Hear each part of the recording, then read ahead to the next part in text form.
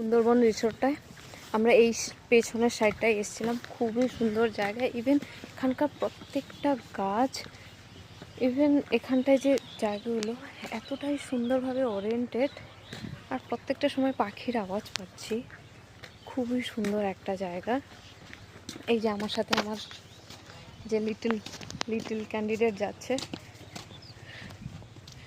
এই যে এখানটা অনেকেই ফটোশ্যুট করতো। বাট আমি মাইকটা আনিনি, আমি মাইকটা ভুলে গেছি। অ্যাজ ইউজুয়াল আমি ওটা রেখে চলে এসেছি আমার রুমে।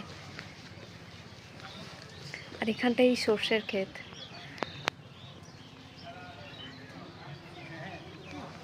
অ্যাজ ইউজুয়াল আমি মাইকটা রেখে চলে এসেছি। এখনও আমাদের অফিসের ক্যান্ডিডেটের সাথে দেখা হয়নি, যাচ্ছি। খুবই সুন্দর লাগছে। এই রিসোর্টটা অ্যাকচুয়ালি গ্রাম্য পরিবেশের উপর বানানো। এখানটায় গ্রামের ভাইবসটা দেওয়ার জন্য এখানকার সমস্ত কিছু গ্রামের, যেরকম খড়, তারপরে টালি দিয়ে ব্যাপারটা তৈরি করা হয়, এখানটাও সেরকম।